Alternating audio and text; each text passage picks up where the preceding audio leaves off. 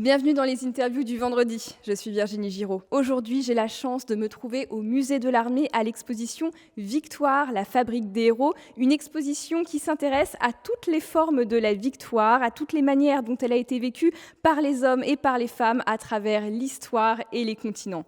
Et parmi les objets exposés, il y en a un qui est vraiment exceptionnel puisqu'il s'agit de l'épée de François Ier, une épée d'apparat absolument fantastique qui se trouve juste là sous nos yeux et qui a été forgé pendant la Renaissance. Et pour en parler, j'ai le plaisir de me trouver avec l'adjoint du conservateur responsable du département artillerie du musée de l'Armée et commissaire de l'exposition, Christophe Pommier. Bonjour Christophe Pommier. Ravi de vous accueillir au musée de l'Armée. Tout le plaisir est pour nous. Parlons un petit peu de cet objet. Est-ce que vous pouvez nous le décrire? Parce qu'on voit quand même un objet qu'on n'a pas l'habitude de voir tous les jours. C'est pas une épée de cinéma, ça. Tout à fait, c'est une vraie épée qui, comme vous l'avez dit, a appartenu à François Ier. Donc c'est une épée qui fait 95 cm de long. La lame en elle-même fait 79 cm de long. C'est une lame en acier à 2 tranchants et elle est au milieu marquée par une gouttière. La gouttière, c'est ce que vous pouvez apercevoir qui est légèrement en creux. Et on voit qu'il y a un pommeau assez extraordinaire avec une inscription dessus. Vous pouvez nous la lire? Bien sûr, sur la garde, on a l'inscription « Fecit potentam in brachio suo » qui veut dire « il a placé la puissance dans son bras ». C'est un verset tiré de la prière du Magnificat et qui donc orne cette épée et donne vraiment une symbolique forte. Il a placé sa puissance, Dieu, dans le bras du roi de France, François Ier. L'épée, elle est extrêmement ornementée, comme vous pouvez le voir. La gouttière, j'en parlais, avec son décor de rinceaux, doré, gravé à l'eau forte. Le talon, également doré, avec des symboles sur lesquels on reviendra dans quelques instants.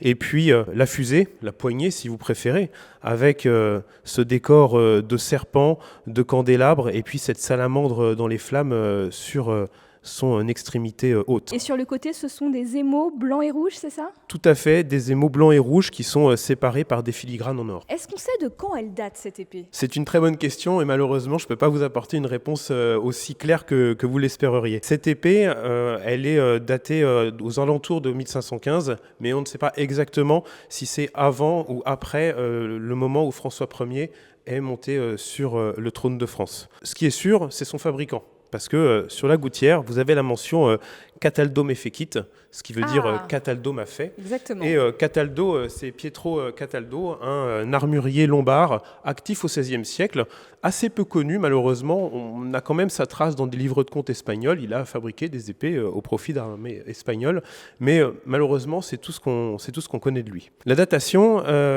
il y a plusieurs éléments qui permettent, on va dire, d'apporter quand même des indices, et puis également des éléments qui, malheureusement, induisent parfois en erreur. Elle a longtemps été considérée comme antérieure au sacre de François Ier parce que la salamandre, dont je vous présentais tout à l'heure la disposition. Oui, on la voit toute petite ici. Voilà, cette salamandre, elle est non couronnée. Et donc, une salamandre non couronnée, c'était pour un roi non couronné.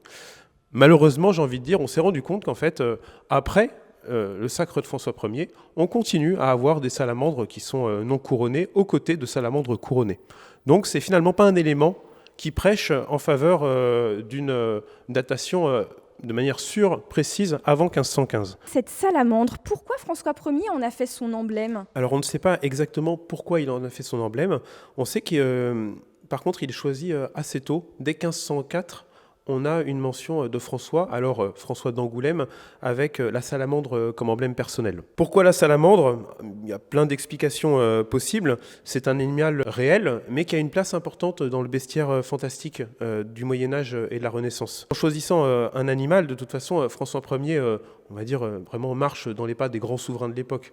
Louis XII avait le porc-épic, les rois d'Aragon en Espagne avaient le dragon. Donc choisir la salamandre, c'est vraiment se placer dans les pas des grands souverains. Cette salamandre, on va également la relier à la devise personnelle de François Ier, « Nutrisco et extingo », je m'en nourris et je l'éteins. Alors, je m'en nourris et je l'éteins, c'est le feu. Et ces feux, ils ont une double lecture. Pour la salamandre, elle s'en nourrit et elle l'éteint, elle est capable de vivre physiquement dans le feu et capable de l'éteindre. Les feux pour François Ier, ça va être les bons feux, la noblesse d'esprit, la bravoure, le courage. C'est le panache, en fait. C'est le panache, voilà. Il se nourrit de ces bons feux et en même temps, il est capable d'éteindre les mauvais feux que seraient la maladie, la guerre, le déshonneur. Il y a vraiment un rapport totémique entre les princes et leur emblème, et cette salamandre, François Ier, elle lui est intimement liée. Il va la conserver jusqu'à sa mort comme emblème. Ça, c'est une épée d'apparat, c'est pas une épée avec laquelle on guerroie lorsqu'on est sur le champ de bataille. Oui, exactement. Exactement. En fait, il faut considérer ça comme un bijou. C'est un bijou, c'est quelque chose qui est assez rare au début du XVIe siècle. Ça va devenir très courant au XVIIe et au XVIIIe siècle. Mais à l'époque, c'est extrêmement rare. On a l'exemple du prince César Borgia qui a lui aussi une épée d'apparat. Et François Ier possède cette épée non pas pour faire la guerre, mais voilà, pour le paraître.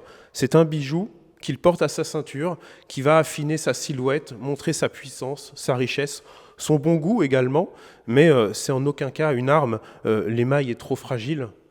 Et puis, on a une disposition, notamment du pommeau et de la garde, qui est au final pas très militaire. Est-ce qu'on sait si c'est lui qui l'a commandé ? Deuxième bonne question et deuxième mauvaise réponse de ma part, où je ne peux pas vous répondre de manière sûre. On ne sait pas si François Ier l'a commandé, on ne sait pas si on lui a offert, et on sait encore moins qui le lui aurait offert. L'une des hypothèses récentes les plus probables et les plus sûres, ce serait que cette épée soit un présent offert par la ville de Crémone, en Lombardie, au roi François Ier.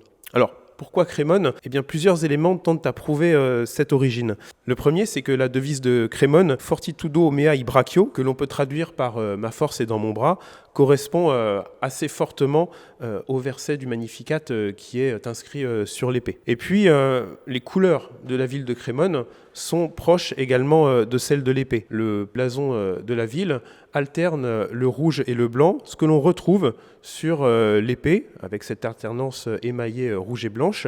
Et puis, il y a également du bleu et du rouge sur l'autre face du blason de Crémone.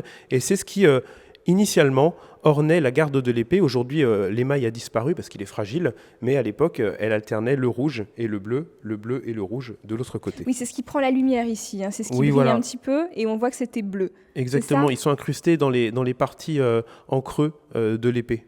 Il a quasiment entièrement disparu, mais pas tout à fait, ce qui permet de connaître cette apparence initiale. Cette épée est un objet incroyable, mais elle a aussi une histoire hors du commun, puisqu'elle a été perdue par François Ier à la suite de sa défaite à Pavie. Elle a séjourné assez longuement en Espagne, et ce serait Napoléon Ier qui la ramènerait en France. Alors on va voir tout ça en détail avec vous, Christophe Pommier. Déjà, revenons sur la défaite de Pavie. Donc d'abord, il y a cette grande victoire de Marignan qu'on connaît tous en 1515.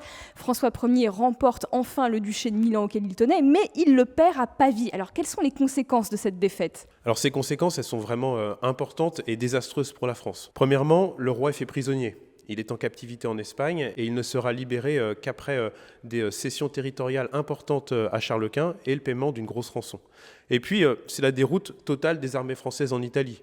Le duché de Milan est définitivement perdu et l'armée doit vraiment quitter la péninsule italienne. Cette épée, elle fait partie du butin des Espagnols. Où elle atterrit ? Qui la prend ? L'épée est prise par un capitaine espagnol, Juan de Aldena, qui s'en empare dans la tente personnelle de François Ier. Il prend l'épée, le collier de l'ordre de Saint-Michel du Roi, un livre d'heures, une dague extrêmement ornée, entre autres, et il la garde avec lui, vraiment en tant que trophée de la victoire espagnole, trophée de sa victoire à lui, capitaine des forces italiennes alliées à Charles Quint. Par la suite, c'est le fils de Juan de Aldena qui va l'offrir à Philippe II d'Espagne, lui-même fils de l'empereur Charles Quint, vraiment de manière tout à fait intéressée, car il vient négocier une pension auprès du roi. Et donc cette épée, elle est offerte à Philippe II, qui lui, alors bien sûr, il est conscient de sa valeur et de sa charge symbolique, mais il n'a pas un rapport, on va dire, extrêmement important à François Ier. C'est pas son ennemi comme l'était celui de son père. Et puis la bataille de Pavie, entre guillemets, c'est loin. Donc Philippe II ne garde pas l'épée avec lui, mais la dépose à la Real Armeria. La Real Armeria, c'est l'équivalent des Royal Armouries britanniques, c'est l'équivalent du garde-meuble de la couronne en France à cette époque.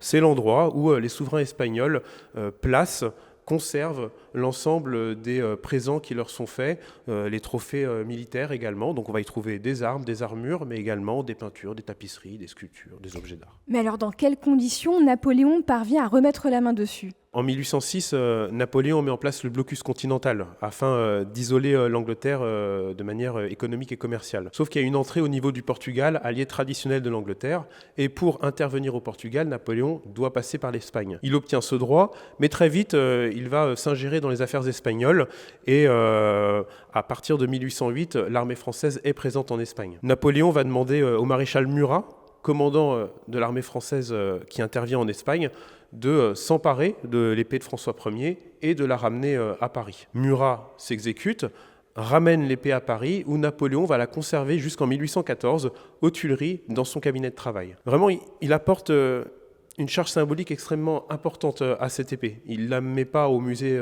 impérial d'artillerie, il ne la met pas au musée Napoléon, l'ancêtre du Louvre. Il la garde vraiment avec lui, avec les abeilles de Childéric, avec l'épée de Charlemagne, avec les régalias de Charles V. C'est vraiment un objet qui va lui servir à légitimer sa place en tant qu'empereur à la suite des rois de France. Et donc, en 1814, au moment de son abdication, Napoléon remet au maréchal Berthier, prince de Neuchâtel, cette épée afin qu'elle soit conservée, on va dire, entre de bonnes mains. C'est une bonne chose, mais Berthier tourne assez vite Casaque et fait allégeance à Louis XVIII et, en preuve de sa bonne volonté, remet à Louis XVIII l'épée d'apparat de François Ier. Et Louis XVIII, lui, va préserver l'épée en la remettant au musée d'artillerie, ancêtre du musée de l'armée. C'est pour ça que cette épée est dans nos collections encore aujourd'hui. Donc elle est ici depuis le 19e siècle. Tout à fait. Merci beaucoup Christophe Pommier. Je vous invite tous à venir voir cette exposition extraordinaire qui se tient jusqu'au 28 janvier 2024 au musée de l'armée. C'est Victoire, la fabrique des héros. Et merci à tous de nous écouter, d'être fidèles au cœur de l'histoire. Nos épisodes vous plaisent, nos interviews vous plaisent. N'oubliez pas de les partager, d'en parler autour de vous, car c'est aussi avec vous qu'on existe. Et moi, je vous dis merci de nous écouter. On se retrouve comme à chaque fois en podcast tous les jours sur votre plateforme favorite, mais aussi sur l'appli Europe 1 et puis tous les week-ends à 15h sur l'antenne d'Europe 1. Je crois qu'il est temps d'aller visiter la suite de l'exposition. Christophe Pommier, avec je vous embarque. Plaisir.